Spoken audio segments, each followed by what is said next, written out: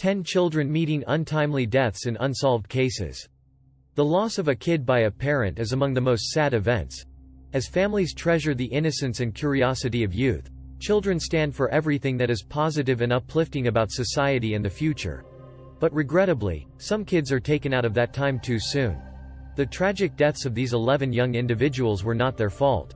And even today, decades later, their families have never had closure or justice. 10. Carolyn Vasilevsky. On a November evening in 1954, Carolyn Vasilevsky left home to meet a classmate and sign up for her school's winter dance. The 14-year-old never made it to her friend's Baltimore home. During what should have been a short, safe walk through the Morrell Park neighborhood, she vanished. An all-night search ensued, but it was unsuccessful. The next day, a train conductor found Carolyn's body on a set of railroad tracks. Detectives determined she was killed late the night before. Her cause of death was a skull fracture. Police later discovered Carolyn's blood and some personal possessions in a vacant field on the other side of town. She had been murdered there and dumped on the tracks after midnight once the final train departed. Baltimore cops questioned hundreds of suspects. They focused upon one man, but as they closed in, he hanged himself.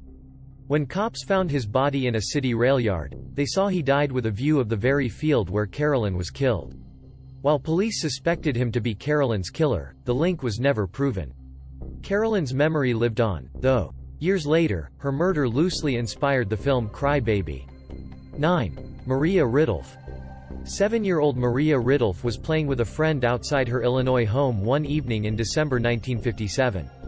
As the girls enjoyed the snow, a man named Johnny walked up and asked if they wanted piggyback rides. They said yes, and Maria took her turn as her friend ran home to put on mittens. When the other girl returned, Maria and Johnny were nowhere to be found. Police searched high and low but never found Ridulph. They suspected Johnny to be John Tessier, a local man who was previously caught trying to abduct a child.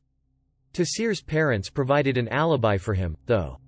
6 months later, Maria's body was found 100 miles away. By then, the case had gone cold. In 1993, Tessier's mother recanted her alibi and claimed John was responsible for the little girl's death. It took 15 more years for police to reopen the case, but they did. In a 2012 trial, John, now going by the name Jack Daniel McCullough, was found guilty and sentenced to life in prison. 4 years later, though, Illinois prosecutors reviewing his appeal found Tessier to be innocent, and a judge threw out the conviction.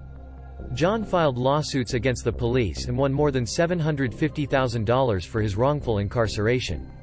After all that, Maria's murder remains unsolved. 8. Elsie Mae Roan.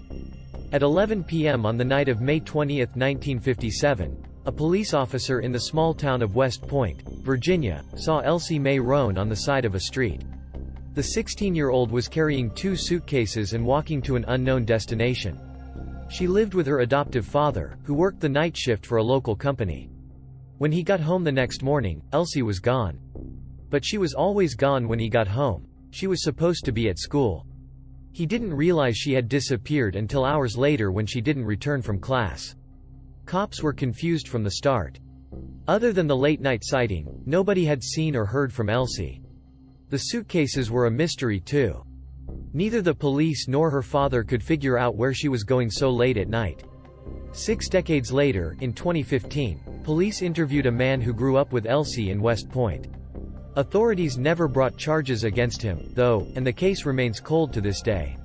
7. Billy Jones. Billy Jones was just 3 years old when he disappeared from the backyard of his home in Vineland, New Jersey. On the afternoon of December 17, 1962, he and his 2-year-old sister were playing outside with the family's puppy. Their mother watched from a window inside the house when she stepped away to check on the family's newborn baby. In that brief instant, Billy vanished. His sister, now outside alone, was holding a plastic flower. She told her mother that a man had given it to her before leaving with the boy. A frantic search of the neighborhood didn't turn up any trace of Billy. The police fared no better in a citywide dragnet. Neither Jones nor the unidentified man who kidnapped him was ever found. Decades later, Billy's disappearance remains the oldest unsolved case involving a child in New Jersey. 6. Reed Taylor Jepson. Reed Taylor Jepson was having a normal Sunday on October 12, 1964. The 15-year-old and his family went to church in their hometown of Salt Lake City, Utah. When the teen returned home, he fed his two beloved dogs. He was training the animals to bird hunt, and that afternoon, he decided to take them for a walk. As he left, he told his sister he'd return before dinner. Later that afternoon, a friend saw Jepson and the dogs walking past a local church. It was the last time anybody ever saw the teenager. Police began investigating after Jepson failed to return home that night. Sadly, there wasn't much to go on.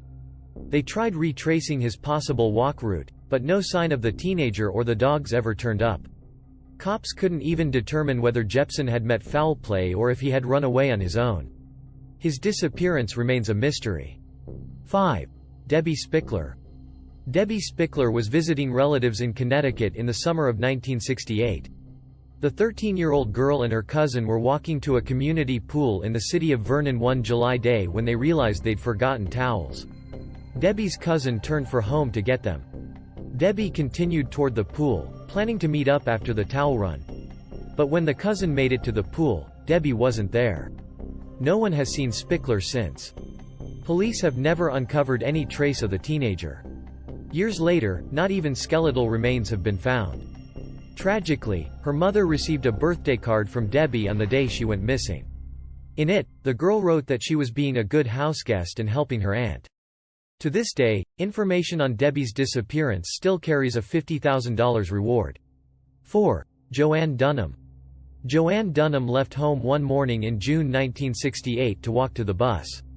The 15-year-old was supposed to catch a ride to her school in Charleston, New Hampshire. Sadly, she never made it to the bus, and the next day, her body was found on a private road a few miles away.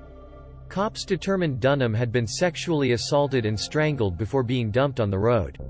There were no witnesses to Joanne's abduction. Police never announced any suspects, and the case quickly went cold. More than 50 years later, it has never been solved. Today, some investigators wonder whether Joanne's death could be attributed to an unidentified serial murderer known as the Connecticut River Valley Killer, who was known to be active in the area several years later. 3. Mary Kay Hees. Mary Kay Hees was last seen standing on a street corner in Wahoo, Nebraska, on the afternoon of March 25, 1969. The 17-year-old was just 5 blocks from home, but she didn't return that night, and her parents called the police. The next day, a farmer found Hees's body in a ditch on a rural road outside town. She was stabbed at least a dozen times, and a brutal struggle occurred in the ditch prior to her death. Curiously, Hees was fully clothed, except for her shoes. They were posed neatly near her body, along with a stack of her school books and her purse. Using evidence at the crime scene, police determined the killer's shoe size, hair length, and hair color. From that, they compiled a list of 15 solid suspects known to cops in the small town. The investigators' primary suspect was ultimately ruled out, and another key person of interest committed suicide not long after Hees's murder. The trail quickly ran cold, and today, the teenager's death is the oldest unsolved homicide in Nebraska history. 2. Kelly Lynn Albright. Kelly Lynn Albright was abducted from her parents' home in Hutchinson, Kansas, on September 17, 1970. 4 days later, the 12-year-old's naked body was found by a sorghum farmer in rural Reno County. She had been sexually assaulted and stabbed more than a dozen times. Cops suspected an acquaintance of Albright's parents who was seen near the family's home on the day the girl disappeared. Later, a witness told police they'd seen the man deep cleaning his car the day after Kelly was abducted. Police couldn't definitively link him to the crime, though. 25 years later, he was convicted of a sex crime in Texas. Seeing an opportunity, the Kansas police moved to question him about Albright's unsolved murder. Unfortunately, he died suddenly the day before he was scheduled to meet with investigators. 1. Michael Akey. Michael Akey and 2 friends were fishing in Beaufort County, South Carolina, one summer day in 1972.